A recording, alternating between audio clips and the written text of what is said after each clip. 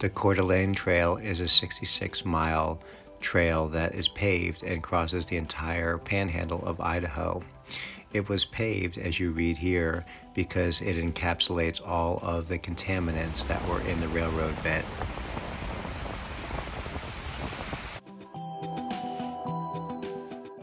In Kellogg, I met Aubrey, who pointed me to a coffee shop and then joined me there for a chat. She is a native from the region and knew lots of the history.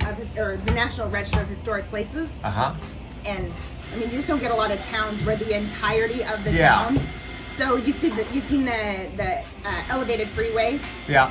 So it used to be that was the only stoplight ran through Bank Street. Oh. So like it just kind of meandered. So the elevated freeway wasn't there. Yeah. And you just drove through town. Oh. The interstate drove through town, right?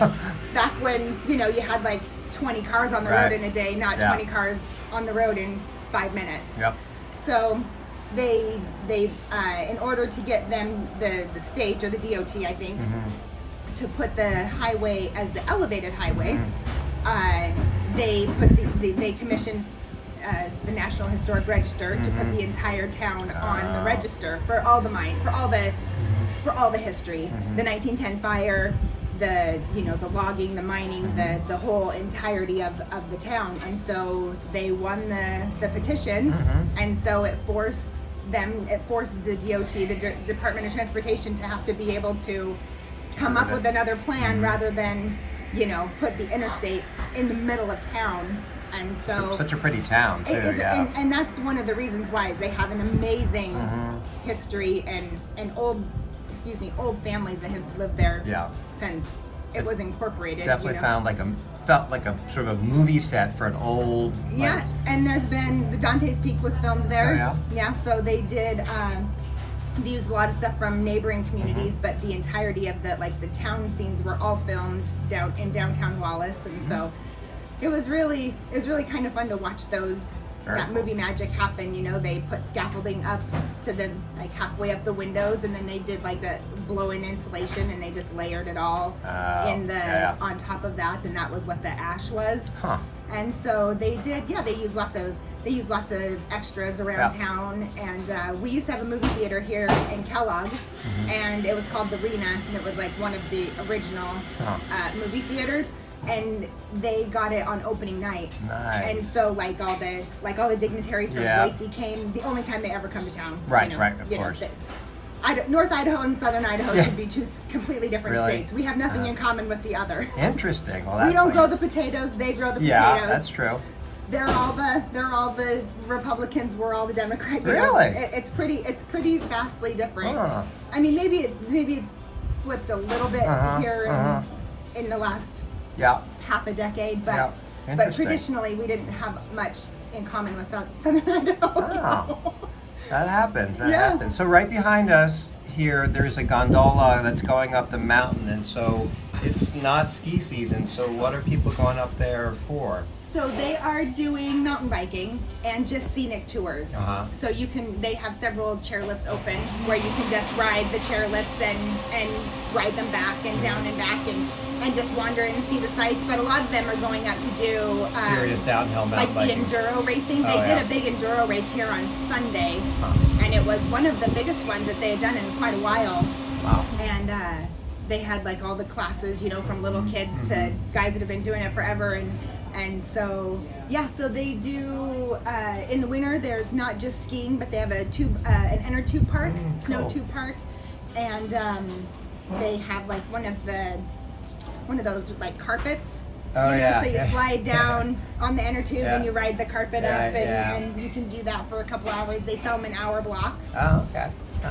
And then so it's a real popular place. They used to have what they called the Silver Mountain Concert Series. So they used to have country artists and just artists in general come in. They had a big amphitheater up there. That's where the Snow Tube Park is now. But they used to have that where they would do lots of different. A lot going on here. Very cool. Yeah. Well, here's some guys coming from the race down.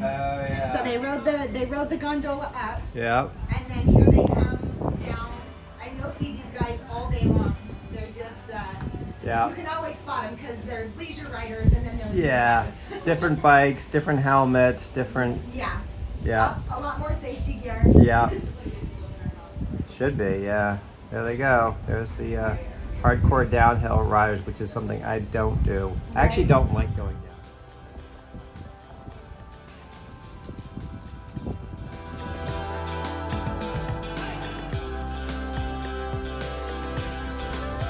There's a young kid learning how to mountain bike. They start them early here.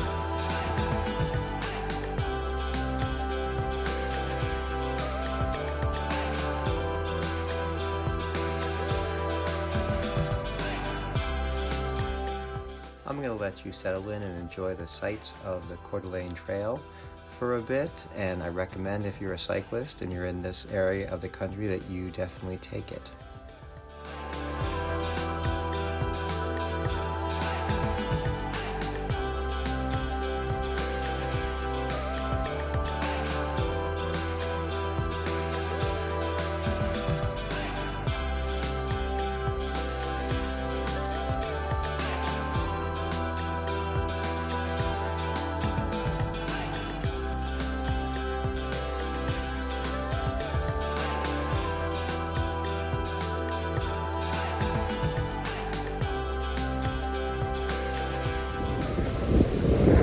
Beautiful. Windy as hell.